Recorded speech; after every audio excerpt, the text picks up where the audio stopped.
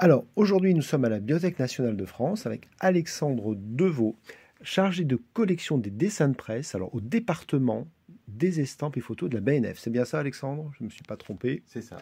Alors, vous êtes là depuis combien de temps déjà? 3 ans. 3 ans. Alors, vous adorez le dessin, vous adorez GB et vous venez de monter une expo pédagogique sur ce grand auteur dont on va parler aujourd'hui. Ça s'appelle GB, qu'est-ce que je fous là? Et c'est à la BNF. Alors, première question, Alexandre. Quand on entre dans l'expo, on voit l'affiche. Enfin, l'affiche, c'est une couverture d'un album de GB. Alors, collection Harakiri, une série Bête et Méchante. Alors, pourquoi avoir choisi cette figure de chouette emblématique comme affiche de votre exposition? Eh bien, cette exposition, le titre de l'exposition, déjà, c'est GB, un génie du dessin de presse. Et on a choisi comme visuel d'entrée, d'introduction de l'exposition, ça a été repris pour le carton et pour l'affiche, cette couverture d'un recueil de dessins de presse de GB qui s'intitule Qu'est-ce que je fous là?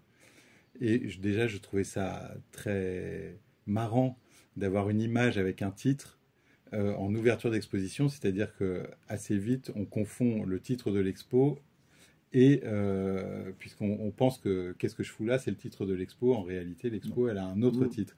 Donc, j'aime bien déjà cette confusion possible, c'est-à-dire qu'on est dans deux endroits en même temps, ce qui est assez propre à GB. Et en plus, le principe de l'exposition, c'est qu'elle se déroule sur 16 panneaux qui font 6 mètres par 2, plus des kakémonos suspendus de chaque côté de ces panneaux, qui sont des kakémonos explicatifs de la section présentée sur chaque panneau. Et ces grands panneaux qui font 6 mètres par 2 sont présentés dans une allée de la Bibliothèque nationale sur le site François Mitterrand. Et donc le principe de cette allée, c'est qu'en général, les gens y passent. Il y a plein de gens qui passent par là, qui ne viennent pas forcément là pour voir l'exposition GB. Et donc mon pari, c'était de dire que sur chaque panneau, il fallait qu'il y ait une image un peu forte qui capte le regard. Et celle-là, je dois dire que de toutes les images que je connais de GB, je trouve que c'est une des plus, graphiquement, une des plus saisissantes. Et en plus, elle lui ressemble. Elle pose une question, donc elle invite le lecteur à s'en poser une.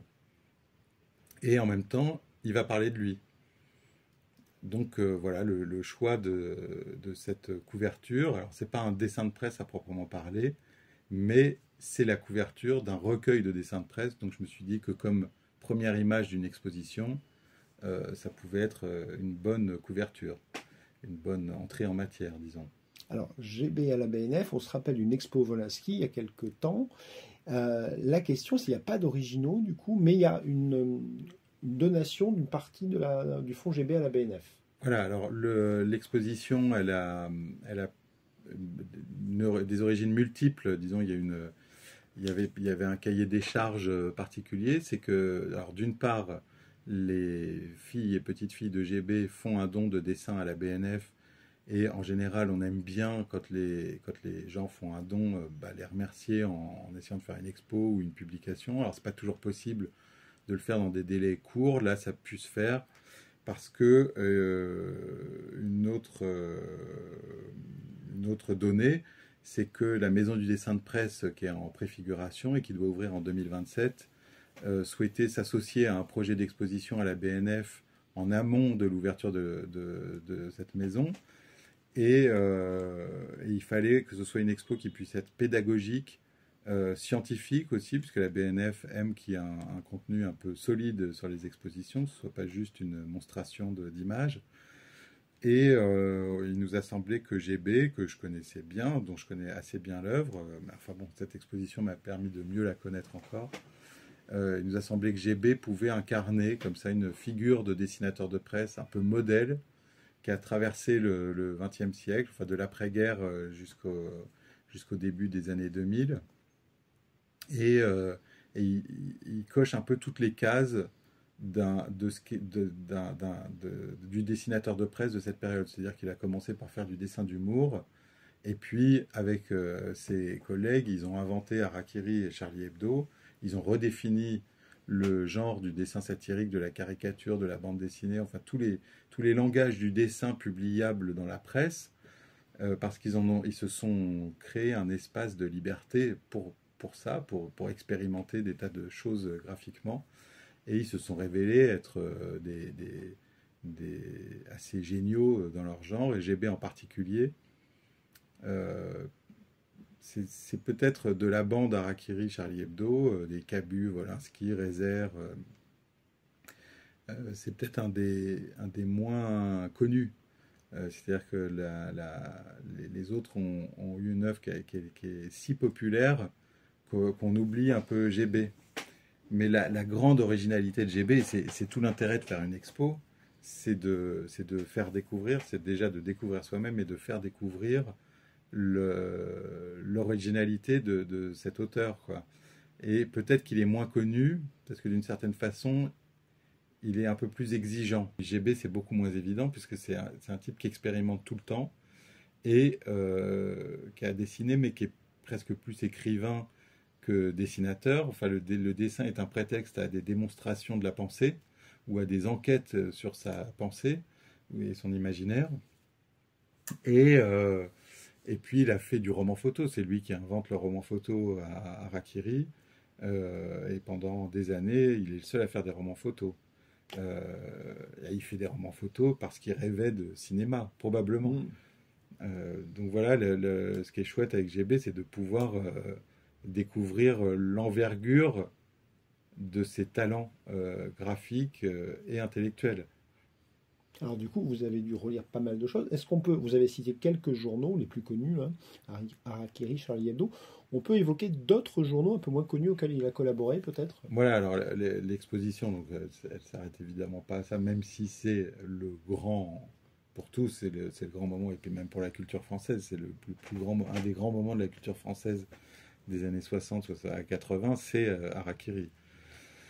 Euh, L'exposition, elle retrace toute la trajectoire de GB, parce que comme je le disais, on voulait montrer un peu que ce type de trajectoire était une sorte de modèle accompli de ce que le dessin de presse permet de faire, et de différentes époques du dessin de presse.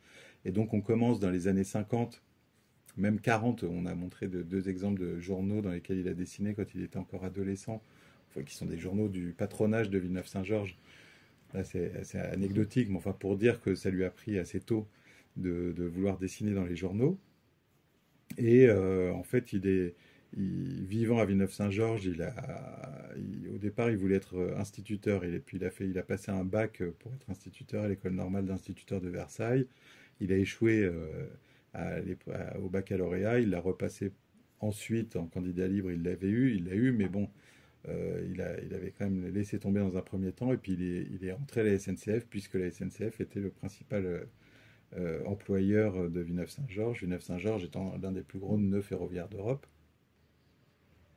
Et donc, une fois arrivé à la SNCF, la SNCF a son journal qui s'appelle La Vie du Rail, qui est un journal qui à l'époque qui était lu distribué à 150 000 foyers, ce qui est énorme. Et donc, GB, dès son arrivée à la SNCF, il y arrive en 47, il part faire son service militaire 1 an et demi en Algérie, et quand il revient en 51, il propose ses dessins à La Vie du Rail. C'est la grande époque du dessin humoristique, donc il propose des dessins humoristiques qui sont parlants, les premiers, et puis petit à petit à La Vie du Rail, où ses dessins ont été publiés pendant 11 ans, c'est-à-dire que même quand il commence à Harakiri, il avait laissé un tel stock de dessins à La Vie du Rail qu'ils en ont publié encore quand il était plus à SNCF. Mais ce qui est intéressant dans La Vie du Rail, c'est qu'on voit le dessin GB passant d'un dessin d'humour avec parole au dessin d'humour sans parole, qui est la grande nouveauté des années 53, 4, 5, puisque après-guerre, Chaval, Bosc, Mose et quelques autres découvrent les dessinateurs américains qui sont exposés à Paris dès 1945. Steinberg notamment, ou Chasse Adams et d'autres. Et GB, lui, lisait Paris Match, notamment les pages de Chaval et de Mose. Enfin, il me semble qu'il avait un grand amour pour Chaval, enfin, pour ses dessins du moins. Et ce qui se voit dans ses dessins, d'ailleurs, il y a une patte, il y a une inspiration Chaval qui est difficilement enfin qui est très visible. Et puis, donc il se met au dessin sans légende. Alors il s'y cantonne pas, je veux dire, il s'oblige pas à ne faire que du dessin sans légende, mais ça apparaît dans la vie du rail. Et puis une fois qu'il s'est fait la main sur ce dessin, parce que c'est une exigence particulière, le dessin sans légende, c'est-à-dire que tout doit être lu dans le dessin lui-même. Il n'y a pas une phrase explicative du gag, le gag est purement graphique. Alors, il faut reconstituer l'histoire en cela 10 ans parfois, mais et ça peut être même hermétique. Je veux dire, quand on n'est pas familier avec ce type de lecture, ça peut être parfois compliqué. Mais enfin, ça marche assez bien quand même là. Et une fois qu'il maîtrise un peu son langage, et ben, il va démarcher d'autres journaux. Ça peut être tout type de journaux, de journaux d'entreprise. Il est allé proposer des dessins, enfin ils sont passés même dans le bulletin de l'entreprise Citroën, des magazines spécialisés dans le camping, le voyage, les mineurs de France, tout un tas de journaux comme ça. Et les journaux de la grande presse, c'est-à-dire France Dimanche, Paris Soir et Paris Match. Et comme il le dit lui-même, le rêve de pas mal de dessinateurs d'humour à cette époque, c'était déjà de publier dans Paris Match parce que c'était un journal qui était très lu et puis je pense que c'était assez bien payé d'y publier un dessin. Et en plus, le Graal, enfin le prix Goncourt comme ils l'appellent, c'était d'avoir sa pleine page de dessin dans Paris Match puisque il y avait en fin de journal, il y avait une page dédiée au dessin. Donc parfois c'était plusieurs dessinateurs sur la même page et parfois c'était que les dessins d'un dessinateur. Donc Chaval avait plusieurs fois sa page, Moz aussi, et GB a fini par l'avoir en 58 ou 59. Donc là, à partir de ce moment-là, on voit que c'est un dessinateur qui est, enfin, dans ce genre du dessin d'humour, il s'est fait sa place. Jacques Sternberg a fait un article sur lui dans Art en 58. Jacques Sternberg, c'était le seul théoricien du dessin d'humour à cette époque-là, qui avait une chronique dans le journal Art, qui était un journal... le journal de Truffaut, où Truffaut publiait ses textes, ses critiques de ciné, entre autres. Donc c'est un journal qui était très lu.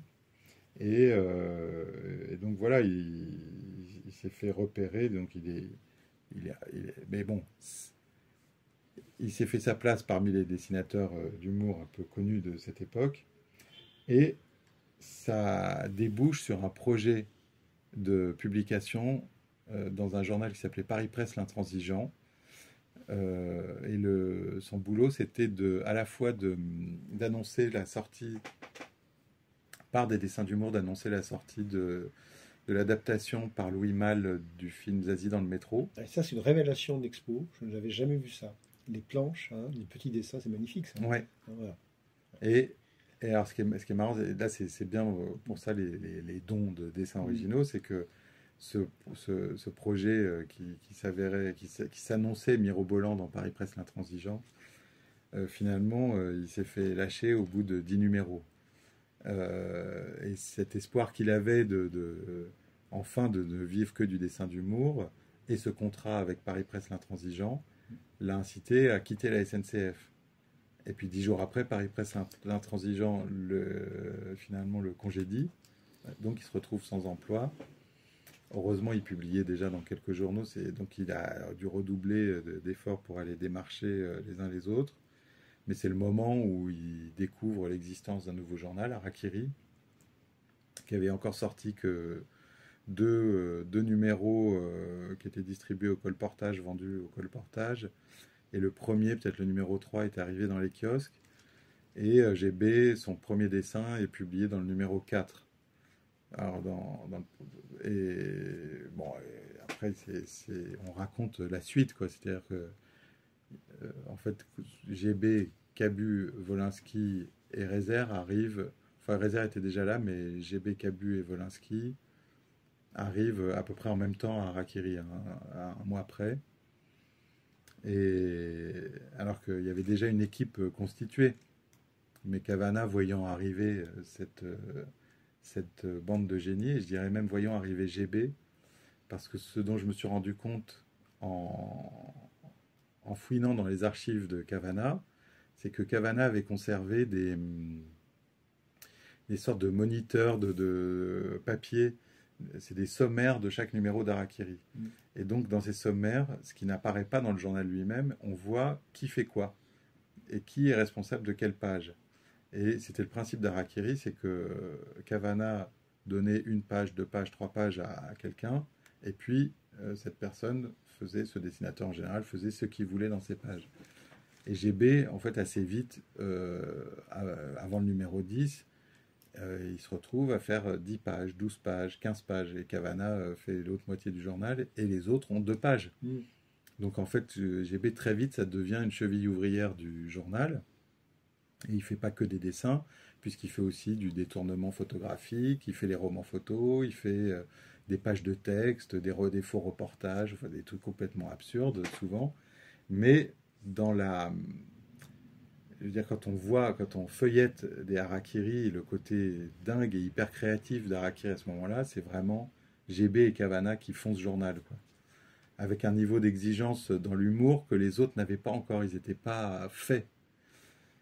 Cabu était fait au niveau du dessin, mais pas encore complètement déjanté. D'ailleurs, il le sera relativement moins que les autres. Cabu, c'est un observateur, quoi. C'est quelqu'un qui dessine ce qu'il voit. Après, il est parti, oui, quelques années plus tard, il est parti aussi dans la provoque et tout ça, mais ce n'était pas le cas au début. Donc voilà, ce qu'on voulait montrer de GB, c'était ce démarrage, ces années aussi, en même temps qu'il commence à publier dans La Vie du Rail, il décide de prendre des cours de dessin par correspondance à l'école ABC. Il avait comme prof un type qui s'appelait Raymond Lambert, dit Ray Lambert, et GB avait conservé toutes ses correspondances avec ce prof et ses travaux. Donc c'était intéressant de voir ce qu'il dessinait à ce moment-là. Et puis c'est très scolaire, Ray Lambert, c'est pas du tout GB quand même. Non, non, alors Ray Lambert n'a pas inspiré GB au niveau du style, par contre, il y avait des discussions entre eux, oui, et il le corrigeait, il corrigeait ses travaux, etc. Donc il y avait un échange assez cordial entre eux, mais très respectueux. Alors, dans l'expo, il y a une citation de Ray Lambert, et Ray Lambert reprocherait presque à GB d'être trop fantaisiste. Oui, hein, c'est ça, bah, ça revient souvent, c'est que l'imaginaire l'emporte souvent sur la réalité, parce que les cours de dessin, c'est quand même beaucoup de l'observation. Mm. Donc GB, quand il dessine un lapin, son lapin, il tend plus vers le lapin imaginaire que vers voilà, même si ça ressemble vraiment à un lapin, mais c'est un lapin qui est caractérisé. Donc il le reprend sur des choses comme ça, quoi. Bon, après, on voit aussi qu'il peut dresser des perspectives parfaites et tout ça, mais alors soit il est très comme les dessinateurs, puisqu'il est entré à la SNCF comme dessinateur industriel. Donc il peut produire des dessins type plan.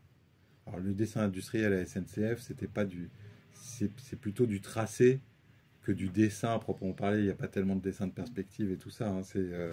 C'est plutôt tracer des lignes, mettre des repères sur des lignes, où est-ce qu'on met des poteaux électriques et compagnie, puisque c'est l'époque de l'électrification, des débuts de l'électrification du train.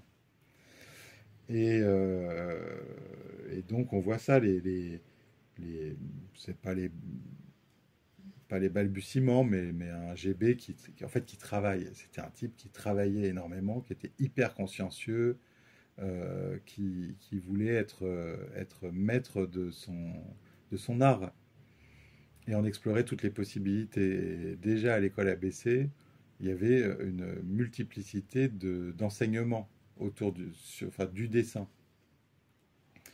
Et donc il s'est prêté à ce jeu. Alors, on montre du dessin classique, mais c'est aussi une façon comme l'expo a des visées pédagogiques, c'est aussi montrer aux visiteurs et potentiellement aux jeunes visiteurs que le dessinateur de presse, c'est d'abord un dessinateur. Et que le dessin, bon, ça peut, évidemment, c'est le langage commun, tout le monde dessine, ou presque, quand il est enfant. Puis il y en a qui arrêtent et il y en a qui continuent. Après, pour se conforter, et puis surtout peut-être pour avoir plus de liberté, il faut apprendre. C'est-à-dire que même si on va délaisser des choses dans l'apprentissage, c'est bien de se faire la main, de se faire l'œil. Alors moi, je ne l'ai jamais fait, mais je suis très admiratif des gens qui le font. C'est-à-dire que la main dessine ce que l'œil veut voir. Et ça, je pense que l'enseignement peut être il y en a qui ont ce talent de façon innée, mais bon, GB a quand même pris soin, alors qu'il dessinait déjà, mais de prendre des cours de dessin pendant 4 ans. Et donc on montre voilà, cette évolution du dessin, du type qui apprend, qui a d'abord tâtonné, machin, puis qui découvre les dessinateurs américains, que ça impacte son langage, et puis que c'est avec ça qu'il va se faire sa place, quoi, et appartenir à une génération de dessinateurs qui n'est pas si nombreuse que ça. Hein. Il y avait peut-être, on parle de nouvelle vague du dessin d'humour, après Chaval, Bosc et Mose. Et puis c'est le moment où arrive Ciné, Sampé, GB fait partie de cette nouvelle vague de dessinateurs humoristiques, Topor, et chacun avec son langage, son univers, sa fantaisie, mais en fait l'humour, c'est une des plus hautes expressions du cerveau humain. Est-ce que ce personnage qui se crée, c'est pas une espèce de nouveau philosophe qui cherche justement à porter une utopie, hein. On va parler cinéma à un moment donné, mais cette histoire de... Voilà, qu'est-ce qui l'anime vraiment dans tout ce qu'il crée? Bah, je pense enfin, ce que moi je ressens en lisant GB, c'est que c'est un enquêteur. C'est quelqu'un qui enquête sur lui-même, sur la société, sur qu'est-ce que c'est qu'être un être humain. Et donc assez vite, il se pose des questions. Et se poser des questions, c'est philosopher. Il part du détail, et tac, tout à coup, il y a toute une vie, il y a toute une société qui se met à exister autour d'un détail, même ça peut être un truc inerte même, mais ce truc inerte, il est porteur de tout un tas d'intentions. Un mégot de cigarette, c'est une ingénierie derrière, c'est un business, c'est la cigarette, c'est la maladie, c'est le cancer et tout ça. Et il est capable, lui, dans un détail, de voir tout ça, de tirer le fil et finalement de remettre en question nos pensées, ce qu'on pense être évident, les croyances, les normes, tout ce qu'on s'inflige comme œillère, comme limite. Et donc là, lui, c'est un peu la démonstration que la pensée n'a pas de limite, quoi. Alors, il croit au pouvoir du cerveau. Il y a un album là, sur le cerveau, je crois que c'est quoi le titre déjà? C'est Wombat qui l'a réédité. C'est Tout Tout s'éclaire, s'allume. tout s'allume. Tout s'allume. Et oui, oui, Hein, il y a c'est ça, ça. c'est la Ouais, prise de conscience ouais. et le cerveau. Mais c'est ça, GB, il était tout le temps en train d'halluciner sur le fait qu'on ait cette puissance, ce cerveau, cette espèce de machine incroyable qui nous permet d'imaginer des tas de choses, de comprendre des tas de choses et tout ça. Et il ne comprenait pas comment la société pouvait être aussi dure, Hmm. euh, enfin, il ne le comprenait pas, et peut-être qu'il le comprenait, mais c'est quand on a un cerveau, on devrait pouvoir s'épanouir mieux que ce qui arrive à la plupart des gens, quoi. Avec, on a l'impression quand même chez lui, la conscience des limites, parce que dans les albums qu'on peut retrouver de Harakiri, il y a un album, l'idée de la folie, il est fou, et puis il y a un autre Mm. album qui s'appelle Il est trop intellectuel. Ouais. C'est-à-dire que le cerveau peut aussi, il y a des dérives. Donc, comment justement il essaye peut-être de montrer un nouvel usage du cerveau que l'être humain n'a pas encore découvert, peut-être. Ça serait, est-ce que c'est un sous-texte de son travail? Bah, c'est possible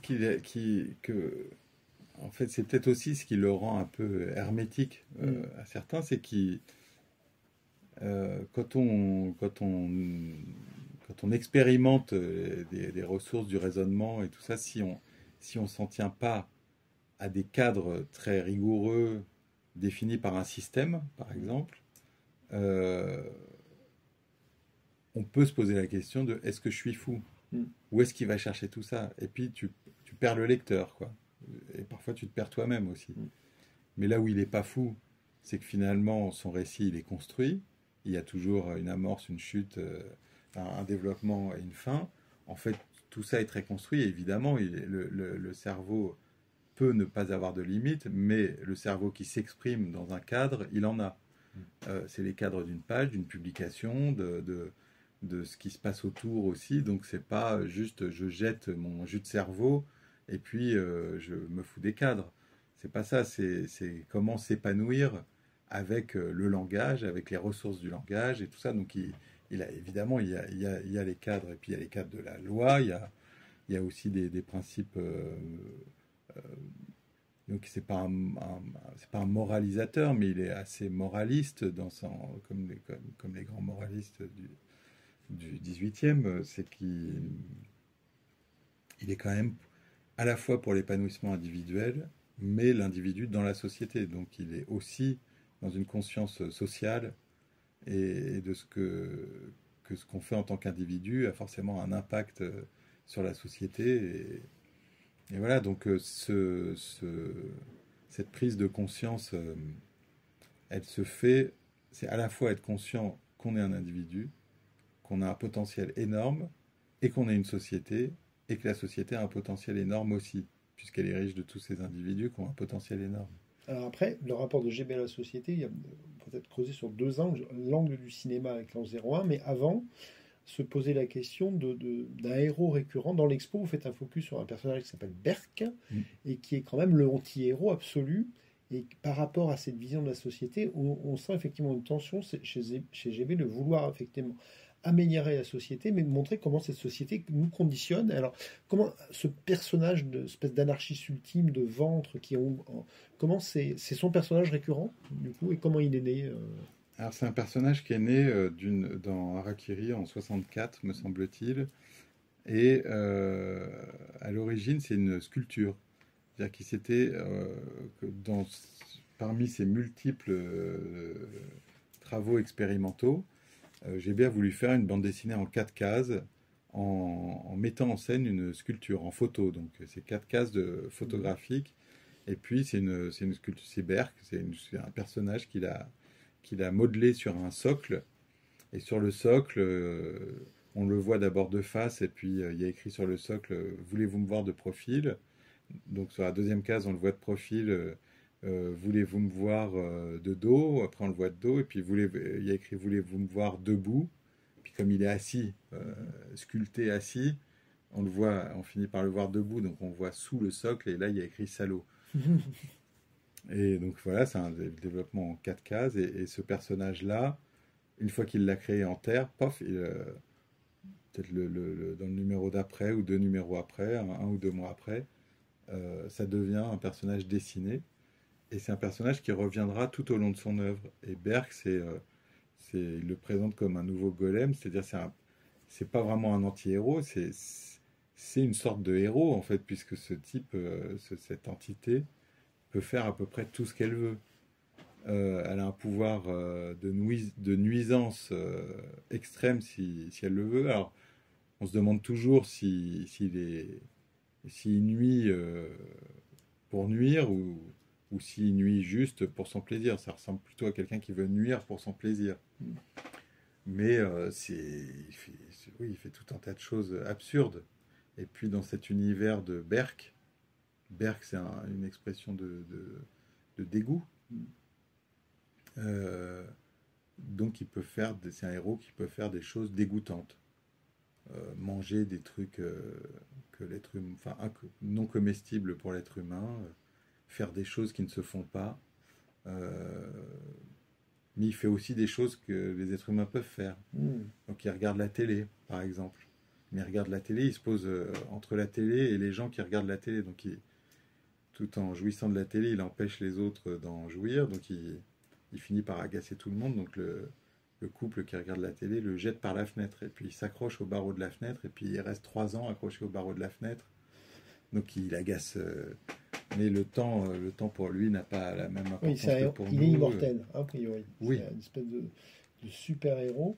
Alors là, effectivement, on est dans une veine très parodique. Alors, je voulais vous entendre un petit peu sur un grand panneau d'exposition qui parle d'un film L'An 01 de Jacques Doyon, qui est vraiment un projet transmédia et qui peut-être dans notre société actuelle où il est question de décroissant, de gens qui arrêtent aussi de nourrir un système, est-ce que GB n'a pas été un peu visionnaire et il n'a pas eu raison un peu tôt, parce que l'an 01 n'est jamais arrivé comme il le pensait, mais est-ce que l'an 01, ça ne serait pas maintenant?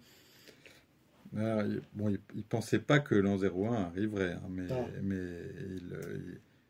c'est une fiction. C'est une hein, fiction, oui, parce que quand même, il note, hein, là, si vous lisez la BD, on est en l'an 09, enfin, il fait semblant d'y croire. Oui, en tout oui, cas, bien sûr. Voilà. Oui, avec toujours cet effort de concentration sur l'imaginaire, sur le possible. Mais évidemment, c'est pas un truc programmatique, même si ça le mime. Mais l'an 01, en fait, GB, il avait déjà fait un court-métrage avec Jacques Doyon, puisque Jacques Doyon était venu le voir. Jacques Doyon, il était fan de GB. Il l'avait découvert dans Harakiri et Pilote. donc dans fin des années 60, enfin milieu des années 60, et puis en 69, il décide d'aller le voir et il lui propose, avant tout pour le rencontrer, ça c'est Doyon qui le raconte, qu'il voulait rencontrer GB, donc il cherchait un prétexte, et puis il lui a dit qu'il avait trouvé une bande dessinée en 2 planches qui s'appelle On ne se dit pas tout entre époux, et qu'il aimerait bien l'adapter en court-métrage, ce qui s'est fait, et puis à partir de là, c'est noué une relation, puisque GB a déjà apprécié Jacques Doyon comme personne, et en plus rêvait de cinéma, donc ils ont probablement parlé ciné, et Jacques Doyon, jusqu'alors, il avait peut-être réalisé 2 courts-métrages, et il rêvait d'en faire un long, donc il a dû en parler à GB, enfin il en a parlé à GB, et puis GB avait commencé l'an 01 en 70 dans Politique Hebdo. Et au début, c'est une série, enfin, c'est une succession de 5-6 planches qui n'a pas eu beaucoup d'écho dans Politique Hebdo, mais Wolinski avait décidé de les reprendre, de les rééditer ensemble dans Charlie Mensuel, dont il était rédacteur en chef, Wolinski. Et là, le public de Charlie Mensuel, qui est à peu près le même que l'hebdo, a eu un enthousiasme beaucoup plus fort. Et donc GB s'est dit qu'il allait poursuivre cette aventure de l'an 01 dans Charlie. Et puis là, il y a vraiment eu une réaction du lecteur très forte. Et en même temps, comme en parallèle, il y avait Doyon qui lui proposait d'essayer de trouver une idée de long métrage, et que GB, en poussant un peu son utopie de l'an 01, c'est-à-dire de changer un peu les rôles sociaux, trouvait que c'était peut-être un peu tard aussi de rester dans ce rôle de l'émetteur, du dessinateur émetteur, et puis du lecteur qui lit, et puis de rester dans ce rapport assez classique du dessinateur et de son public. Et donc il a proposé à ses lecteurs une forme d'interactivité en disant, et dans 01, pourquoi pas faire un film à faire ensemble. Et là, pareil, il y a eu un ensemble, enfin plusieurs personnes d'ailleurs dispersées, qui se sont manifestées pour dire, bah ouais, nous, on a envie de participer. Alors, soit en proposant des idées de scénarios pour des sketchs. Nous, on vit dans tel coin de France, on fait ci, on fait ça, et on vit en communauté, on aimerait bien que... voilà. Et puis, tout un tas de gens qui étaient ceux du café-théâtre, qui était un nouveau genre qui se développait à Paris. Et donc, il y avait le café de la gare, qui était encore un truc très, très, très artisanal. Et la vieille grille. Je ne sais pas si le Splendide existait déjà, mais c'est vraiment des tout débuts. Donc, on retrouve dans l'an 01 tous ces jeunes acteurs qui n'avaient jamais joué encore dans quasiment rien, peut-être des petites pièces de théâtre. Et Depardieu, qui joue dans son premier long métrage, qui fait la scène d'ouverture. On trouve Higelin, Junio, Coluche. Et Gottlieb. Et Gottlieb. Gardien de prison. Alors, Gottlieb, lui, c'était oui, par amitié, puisqu'il avait collaboré avec... Enfin, d'ailleurs, ils étaient même encore collaborants à Pilote, puisque j'ai bien arrêté de travailler à Pilote en 71. Donc, quand il commence l'an 01, en 70, il était en train de finir Pilote, quoi. Finir sa collaboration à Pilote. Et ça s'est fini à Pilote parce que Cavana lui a proposé la rédaction en chef d'Harakiri Mensuel. Donc GB a quitté Pilote pour pouvoir prendre en charge la rédaction en chef d'Harakiri Mensuel, tandis que Cavana s'occupait de la rédaction en chef de Charlie Hebdo, enfin Harakiri Hebdo qui avait été créé en 69, devenu Charlie Hebdo en 70. Donc on évoque cette affaire de l'an 01 qui a été au départ aussi une série de planches un peu expérimentales, qui ça aurait pu rester comme ça, une petite utopie développée sur 8-10 pages, et puis finalement c'est devenu un truc fou, et puis en devenant un film où personne leur a prêté d'argent, ils ont dû faire ça avec leurs propres ressources, et vraiment avec très peu de moyens. Et le film est sorti en salle, il a fait 500 000 entrées. Donc c'est un gros succès populaire. On peut rappeler la date de sortie du film? C'est 73. 73, hein. Ouais. Et alors, du coup, est-ce qu'on peut voir dans ce film un manifeste politique? On a l'impression que GB est une espèce d'anarchiste, qu'on ne peut pas le situer sur une dialectique droite-gauche. Est-ce que je me trompe? Ouais, je dirais pas que c'est un manifeste politique, c'est-à-dire que c'est politique, mais il y a pas vraiment de direction politique, puisqu'on voit déjà, enfin, la fin du film, c'est l'an 01 est récupéré déjà. Hmm. Donc c'est un peu mort dans l'œuf, quoi, d'une certaine façon. Ça devient un slogan, ça devient. Hmm. Et c'est un peu comme les affiches de mai 68. Finalement, ça devient de la culture visuelle. Alors oui, c'était porteur d'utopie. Il y a eu une grande fête sociale, etc. Après, il y a des choses qui changent, bien sûr, quoi. La société change et ces gens euh, euh, participent, sont peut-être des accélérateurs de changement. Mais enfin, ça marcherait pas s'ils étaient seuls. Donc il y Oui, a c'est pas, il y ça. a, C'est le nombre, la taille critique, hein, ouais. qui est difficile à atteindre finalement. Par contre, ce qui est intéressant, c'est qu'il ne lutte pas contre le système, il décide d'arrêter de nourrir le système. Et ça, c'est quand même pas courant. Parce que beaucoup de dessinateurs de presse sont quand même en lutte contre le système, manif, tout ça. Et lui, il n'est pas là-dedans quand même. Non, non. D'ailleurs, il dit même on arrête tout, on réfléchit et c'est pas triste. Voilà, le cerveau, la réflexion. Ouais. Comment on peut. Et c'est pas triste, c'est-à-dire que il y a une forme de recherche de joie Oui. Ouais. et, euh, et que cette joie ne dépend pas des moyens investis pour se rendre heureux, c'est-à-dire que pas des moyens matériels. Hmm. Et que en fait c'est le matériel qui nous aliène. Qui nous plombe. C'est-à-dire que l'argent, la dette. Il n'y a pas vraiment de choses sur l'argent, par contre. Si, Un petit si, peu. si, si, si, Hmm. il y a un truc sur l'argent, bien sûr. C'est l'argent, ça devient, si, si, il y en a qui, enfin, c'est même encombrant. C'est devenu encombrant, mais c'est comme des images anciennes, quoi, un Moi, peu. j'ancienne, oui. Mais Euh, ce que je veux dire dans cette thématique, parce qu'il y a peu de dessinateurs de presse qui vont aller démonter la question des réseaux d'affaires et des banques et des mécanismes d'asservissement. Lui, c'est effectivement une utopie où on passe à une autre image, hein, qui est basée sur peut-être l'idée de refaire communauté, hein. oui, Et ça, c'est d'actualité, ouais. l'idée de refaire communauté. Sur, Ouais, c'est ça, ouais. c'est refaire communauté à la fois. Ce qui est marrant, c'est que GB, c'était quelqu'un de très. Enfin, il y a un paradoxe, c'est qu'à la fois, il a eu une œuvre qui s'est développée avec un collectif. C'est-à-dire qu'on essaye de faire sentir ça dans l'expo, c'est que la bande de copains, c'est hyper important, quoi. Je veux dire, on est, on se stimule Mm. en bande, quoi. Mais le dessinateur, c'est un travailleur solitaire. Donc c'est aussi quelqu'un qui a quand même passé la majorité de son temps seul. Seul dans ses bouquins, devant sa planche à dessin, sa feuille. Il y avait sa femme, il avait à peine le temps de s'occuper de ses enfants, il le reconnaissait lui-même, il n'avait pas été un bon père dans le sens d'éducateur de ses enfants. C'est après coup qu'il a développé des relations avec eux, mais c'était assez compliqué.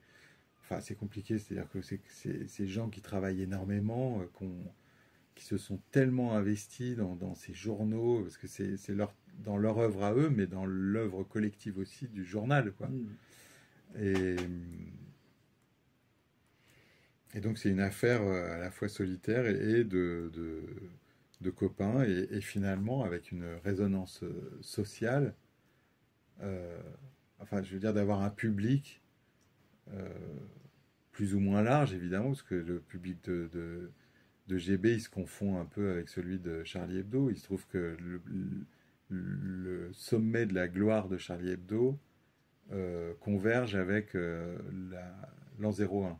Ah, ok. C'est Ouais. 72-73, je crois Mm. que c'est là qu'il y a les records de vente, c'est là que Mm. Charlie Hebdo disons, est le plus infuse Ouais.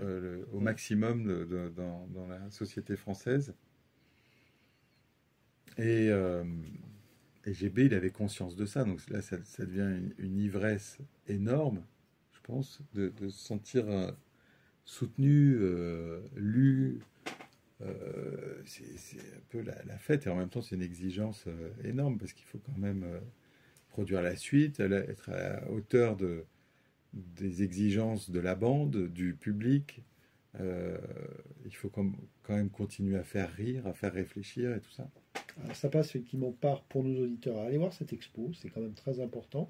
Elle dure jusque quand, l'expo à la BNF? L'expo, elle dure jusqu'au 19 octobre. Donc là, il y a du temps, mais malheureusement, peut-être, il n'y a pas de catalogue. Alors, est-ce que vous n'auriez pas envie d'écrire une monographie catalogue de GB à terme? Eh ben oui, c'est un peu dommage, puisque jusqu'à présent, il y a pas, dans cet espace d'exposition de la BNF, les expositions ne sont pas accompagnées de catalogue. Mais à terme, oui, bien sûr, enfin, on a plus ou moins prévu ça avec Frédéric Pajac, de faire une monographie de GB au cahier dessiné. Il en a déjà fait, il a déjà publié 4 livres, Pajac, de GB, mais il n'y avait pas vraiment d'études Oui, sur je GB. crois pas, c'est ça, pour ça que je vous demande. Ouais. Et donc là, j'aimerais bien faire un peu le travail que j'ai fait avec Topor, c'est-à-dire de montrer la trajectoire, mais de façon assez précise. J'ai encore un peu de boulot, hein, parce que plus j'avance, plus je trouve des documents intéressants. Et puis essayer aussi, comme il a déjà publié 4 livres, de ne pas répéter trop. Et oui, tout en sachant que ces 4 livres ne reprennent. On a évoqué Il est fou, il est trop intellectuel, qu'est-ce que je vois là. Ces 4 livres ne reprennent pas ces albums-là. C'est autre chose. Voilà, alors Hein? les cahiers dessinés, disons qu'ils reprennent en partie des choses publiées par les éditions du Square à l'époque d'Harakiri, donc des albums de GB, mais c'est pas des rééditions telles quelles. Voilà. C'est un beau travail éditorial. Alors, dire aussi que l'association a fait un beau travail sur l'an 01. Je crois que pour ceux qui veulent aller plus loin, il faut lire ça. Hein. Ouais, l'édition qu'a faite Jean-Christophe Menu à l'époque où il travaillait pour l'association est la plus complète sur l'an 01, et puis c'est daté, enfin tout est bien expliqué. Puis il en avait fait un autre qui s'appelle Les colonnes de GB. Ah oui, un grand format. Ouais, un grand format carré. Des reproductions de ce qui était dans Charlie Hebdo. Ouais, c'est ça. Alors c'est 2 colonnes par page, c'est un peu... c'est un livre qui est un gros peu... format de mastoc, qui est un peu mastoc. L'idéal, ça aurait peut-être été de faire comme a fait Pajac avec les papiers à lettres, qui sont aussi des colonnes de GB, mais une colonne... Enfin, donc GB avait fait une série de colonnes qui s'appelait Papier à lettres, entre 93 et 2003. Et donc, Pajac, il a gardé le format de la colonne pour faire son livre, et un peu donc au format de la colonne. Donc, c'est un assez grand format en hauteur. Mais bon, là, comme l'association a fait toutes les colonnes, là, il y en a vraiment beaucoup. Donc, les mettre sur une seule page en colonne, ça aurait fait soit il fallait faire plusieurs volumes. Ouais. Ça aurait fait un pavé. Et puis à la fin, il y a un glossaire de Paco Mtielman à la fin de l'édition des colonnes de GB, et qui remet un peu de lumière sur certains personnages de la politique, ou sur certains concepts qui traversent l'œuvre de GB, ou qui apparaissent dans l'œuvre de GB. Intéressant, Paco Mtielman, qui a fait tous les Chevaliers Sauvages, où il parle de toute cette époque, de ces gens qui étaient pour lui des héros. Alors, dernière petite question pour terminer notre entretien. Est-ce que toute une partie de la donation GB, on va pouvoir j'imagine qu'elle va être numérisée, on va pouvoir la voir sur le site de la BNF, sous ses dessins? Bon, ça va être accessible à un moment donné? C'est un peu la question des dessinateurs contemporains, c'est-à-dire les dessinateurs qui ont le droit d'auteur court encore. C'est possible que des ayants droit disent nous on est OK pour céder les droits à la BNF, et on numérise, et c'est sur Gallica Public. C'est le cas de 1200 dessins de Wolinski là, qui sont sur le site de la BNF, enfin sur le Gallica, le site numérique de la BNF. Mais c'est pas le cas pour tous les dessinateurs. Par contre, à minima, ce qui est possible, c'est que quand on vient à la BNF, sur les postes de la BNF, on peut consulter le Gallica Intramuros, où là, on a accès à tout ce qui est numérisé. Donc, il y a par exemple la collection de Charlie Hebdo jusqu'en, je sais plus, 2009, je crois. Et Harakiri, vous avez numérisé aussi? Et Harakiri, c'est pas encore numérisé, mais vous êtes dessus? On n'est pas dessus, mais en tout cas, il y a des messages il y a des échanges sur le sujet. Donc, il faut trouver... je pense que faut le budgéter, parce que c'est un gros boulot, parce que les premiers numéros sont quasiment introuvables, hein, donc c'est ça, oui, ou à des prix astronomiques. Ouais, mais alors En fait, il faut voir parce que, enfin, j'allais dire finalement c'est très volumineux, mais quand on voit ce que représente 25 ans de Charlie Hebdo, c'est aussi très volumineux, quoi. Voilà, il y a du boulot. Et donc, du coup, c'est chouette. Donc, nos auditeurs peuvent se rendre à la BNF, donc c'est côté François Mitterrand, pour voir l'expo GB. Et puis, bah, dire que là où vous travaillez, là, on est à Richelieu, bah, il y a quand même un bel étalage de bandes dessinées. Il y a du GB dans toutes ces BD, Ouais, j'espère. Hein. ouais, On dans la salle voit ovale, là, dans la qui est salle ovale de la BNF. superbe salle de lecture, principalement dédiée à la bande dessinée. Bah, il y a des albums de tout le monde, dont GB, des livres, il y a les cahiers dessinés, les livres de l'association, et puis il y a des livres aussi sur les autres, sur ces autres camarades de la bande Harakiri. Enfin, Voilà, donc c'est quand même une très belle histoire, un grand moment de l'histoire du dessin de presse qu'on a revécu un peu avec vous, Alexandre Deveau. Merci beaucoup. On vous dit à bientôt. Vous êtes chaque année, je crois, au Festival du dessin à Arles, hein, plus ou moins, et on ouais, vous on retrouvera sans espère. doute l'année prochaine à cette occasion. Merci. Bah, merci, Stéphane.